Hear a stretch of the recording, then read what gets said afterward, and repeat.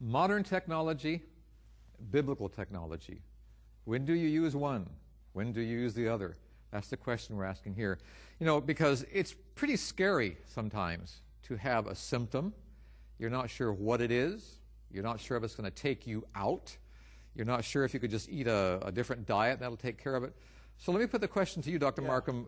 What should be our criteria of the symptoms that determines what we do? Well, everyone wants an algorithm for them to know what to do. It doesn't exist. But let's talk a little bit about what a symptom is. Any feeling that you have that's not normal could cause a symptom. Okay. And usually that's pain, can't breathe, passing out. There are some that need to be attended to right away. Yeah. If you pass out, that could be a medical emergency. If you know, low blood pressure, whatever. If you're having fevers that are unexplained, that could be a medical emergency. If you're having chest pain or pain anywhere that's unexplained, that could be a medical emergency. Now, if you bump your toe going to the bathroom, that's probably not a medical emergency, but it could be a medical emergency if it happened 3 weeks ago, the toe got infected, that still hurting, got in the bloodstream, that bloodstream caused you to become septic and lose the blood pressure. So there's a little bit of common sense and knowledge, and that's why when in doubt, either go to the emergency room or seek your doctor. Now, most people, when they call me, you know, it's something serious, like, you know, I'm having chest pain. What am I going to say? Well, you're having chest pain. It's the middle of the night. Why don't you stay home? I hope it's not a heart attack. I hope you live for it. And good luck. No, we're going to send them to the emergency room to get it checked out. Okay? Let someone say they're passing out and dizzy. Well, what am I going to say? Well, stay home. I hope you're not bleeding to death or septic or have an aneurysm that's ruptured. I hope everything's okay. Headaches are a lot harder.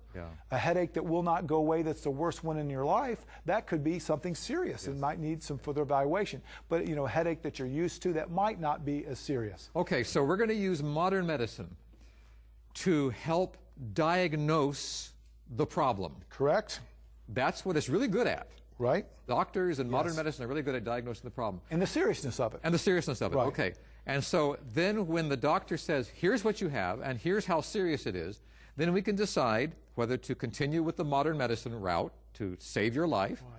But if the doctor says, you know, well, you're overweight, or I think you have diabetes, or your blood pressure's up a little bit, or your blood sugar count is up a little bit, that's not the time where we need to really grab a medicine and hope for the best. There are things we can do, right? Well, yes, there are, but at times I use the medicines as bridges. Okay, Let's say the blood sugar is 400 or 500, and the person weighs 400 or 500. Okay. I might say it's, you know, if you can make lifestyle changes, we might be able to bring your blood sugar down. Let's say your blood pressure is 220 over 120, and you know you're about ready to blow open a head or an aneurysm or have a heart attack. That might be a medicine until we see if we can have a bridge with this other technology. So I use modern technology as a bridge to see if lifestyle changes are possible or if they're not possible. And unfortunately, most people come in, the mentality now is people want the quick fix.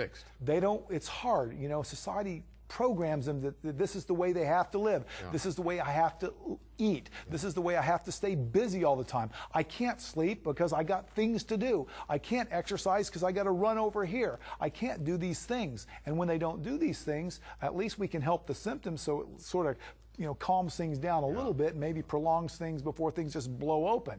So each physician, though, handles things different. And as you know, I'm a medical doctor. We're trained different. Medicine's medical doctor. There are different types of doctors that focus more on lifestyle, too. Now, some medical doctors focus on these things we've been talking about. Some do not. So it varies from which physician, which healer you go see. So these are great questions, Charles, and I'm glad you brought that up because everyone out there is watching these programs because they want answers. But it's not quite as easy as we'd like to think it. You know, I would love to say, well, everyone with this, this, and this needs to do this, this, and this. But if that were the case, would you really need to see a doctor? Would there be varying opinions? You know, sometimes 3 doctors will look at the same problem. And doctors could be wrong? Absolutely, Charles. Oh, my. You know, I've been wrong many times in my career. And I admit that I've been wrong, and hopefully I've learned each time I've been wrong, and I've grown from that. But yes, when you're handling many patients, many decisions every day, you're working many long hours, not only are we wrong sometimes, but sometimes we make mistakes.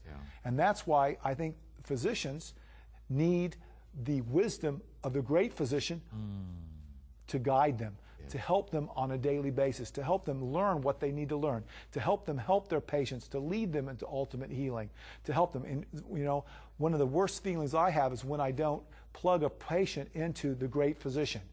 You know, you feel terrible when you had a chance to lead them to ultimate healing, and then something happens to them. You lose track of them, and then you find out that they have something terrible happens. They might have even died. And you had that one chance in a lifetime to lead them to that relationship which could heal them perfectly. So there's an enormous responsibility. Okay. Let's get to some questions here. Let's do that. HeartWiseMinistries.org. Here are some questions that have been sent in. And by the way, you can do this. You're welcome to do this. Send a question to HeartWiseMinistries.org. There's a place to click on there, and we'll see if we can address your question either there on the website or right here on the program. HeartWiseMinistries.org. Okay. This is from Joe in Kentucky. I saw my doctor last week after a stress test, and he said I needed a stent. Should I seek a second opinion? Well, it never hurts to seek a second opinion, Joe. And what I tell my patients is, if you have a blockage in one of your coronary arteries, and it's in a very important location, or if you can't walk very far without having symptoms, a stent might be very useful. Does a stent fix the problem? Not necessarily, but it allows you to exercise and do more, and if it's in a high-risk location, it helps a lot too. Now, does it bother you as a physician when one of your patients says, okay, thank you, Dr. Markham, I think I'll just check this out elsewhere? Does that bother you? Yes, it does, because that tells me, and I'll be honest with you, it bothers me because that means they don't trust my opinion. Yeah. And if they don't trust my opinion about one thing, will they trust it about another thing? But you just got through saying that doctors make mistakes. Yes, I do. But it would bother any physician, I think, if their patients why even go to you if they don't trust you? That's true. But sometimes I don't have the answers, and I don't know what's going on, and I recommend to the patients that they get a second opinion. But patients are free to go around. You know, many people spend more time choosing a bank or a supermarket than they do their doctor. That's true. That's true. But sometimes also patients want to find a physician that will agree with what they want to have done too, and they don't want to hear the truth. Like, I had some people, they talked to me about, you know, would you want to be put on a medicine to help them lose weight? Well, that's one thing that I'm against. I would rather do it God's way than take a medicine and its potential side effects. So it varies with patients when they go. But if they're not going to believe in what you say, then they probably don't agree with your philosophy of medicine. They probably need to find another physician that they trust for what they want to have done to their bodies. All right. Okay. Very good. Second question here. My grandfather, this is from Mary in Texas. My grandfather had a bad foot infection and needs an amputation. Oh, dear. Would an antibiotic help? Yeah, usually if they've been told they need an amputation, it's beyond what antibiotics will help with. This is a place where modern medicine is useful. Before we had modern medicine, these infections would literally take over the body, but it could get in the bone and cause a condition called osteomyelitis. Sometimes these infections can also get in the blood and damage the heart valves, which we call endocarditis. So usually antibiotics are given in conjunction with this, but if the doctor thinks an amputation, usually that's a terminal event, and I would probably agree with that doctor. You probably need to take care of the acute problem, give antibiotics to help settle it down, and then do everything you can to prevent an infection again. So if the doctor is saying that needs to be amputated, it is at a point where the doctor says this is pretty serious, you better take care of this. Yeah, and that's a place where modern medicine wasn't there, then something bad could happen. Okay, here is JB in Florida, says, I have been diagnosed with colon cancer that was found on a screening exam. Please let others know the value of health screenings. I'm assuming these are the things that go around from town to town, and you go in and you have these tests done. Well, sometimes, are they good? But most doctors will do that themselves. Oh, okay. You know, at certain ages, they'll recommend screening for colon cancer, for breast, for skin problems. You know, the general screening cancer. And if we pick up colon cancer at an early stage, we can cure that. If it's spread, that's very hard to cure. Certain types of skin cancer needs to be screened for. In males, we're screening for prostate cancer. We're not really sure of what to do with some of the results of that, but we're also screening for that. In women, of course, they're screening for breast cancer. And if anyone has a genetic stress on them, like a family history, we want to really pay attention. Like if your dad had colon cancer at age 35, we're going to want to check your colon at 25 to see if we could pick it up in an early stage. So screening tests are very useful. They've been proven in studies. This is a place for modern medicine. And even including those little mobile screenings that go around. Well, if they know what they're doing. They know what they're but doing. a lot of them aren't licensed. A lot of them don't necessarily know what they're doing. Okay, they have so to be licensed. if they're good and they know what they're doing, they understand what they're looking for, you know, they'll screen you for cholesterol. But most of the things they screen for, your personal physician could do. And I encourage everyone to go see their doctor because, you know, your health is one of your most valuable assets. Absolutely. So you need to take care of it. And unfortunately, like I said, we spend more time choosing where to go on vacation or what bank to go than we do to pick it out a doctor and screen and take care of this asset. Because once you lose your health, it's hard to get it back. Oh my, okay. And here's another question from the heartwiseministries.org website. My blood pressure is 145/88, and I am 50 pounds overweight. Is it reasonable to take a medication? This is Sally in Delaware. Yeah, it's reasonable to take a medication until, like I said, we can get at what causes it. And there's many things that can help. And that's why I wrote this book, which is named after, you know, this show is named after The Ultimate Prescription. If you go on our website, you can get this book. And this sort of helps people understand where the appropriate care is. Where's the place for modern medicine? Where's the place for lifestyle? And more than that, where's the place and how do we connect with the ultimate physician? Well, we know how to do that in this program. Not only do we provide information for you and education, but we also want to bring you to Jesus. We want to make sure that you have that connection, that it is working for you and that it is a part of your life on an everyday basis. That is the ultimate prescription, coming to Jesus and learning to love His way and learning to love everyone that God has put in our path. We'll have a prayer with you in just a minute, so stay right where you are. Today we've talked about when to use modern technology. There's a place for stents and bypasses and medicines and going to the doctor. There is a place for that, but we also want to focus on biblical technology. There's a place for what God has taught us. Many of us, you have called to our website and wrote us letters asking for prayer for healing. Prayer is so important because it's in that conversation with God that we enter into that relationship with Him. So I want everyone to bow their heads right now and we'll pray for healing for all those that have written in. Father God, I want to pray for healing for those many people that have written in and those that need healing today, Father. We know sometimes you heal us right away. Sometimes you heal us through lifestyle changes, and sometimes you heal us from modern medicine.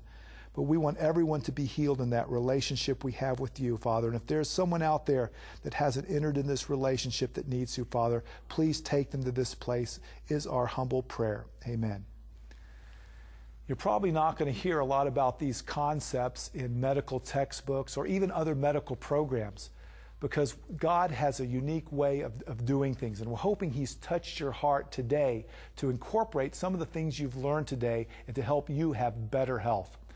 If you might have a question, we want to serve you by going to our website, heartwiseministries.org, so we can address your questions. We want to thank you for your prayers and support as we move this ministry, this evangelistic ministry forward. Because we think by doing this, we can touch people's heart and getting them back into their relationship with their Heavenly Father. We want you to keep us in mind as you watch The Ultimate Prescription. We need your prayers, and just stay with us. Now, I want everyone to remember there's a place for modern medicine, there's a place for technology, but stay with the ultimate physician.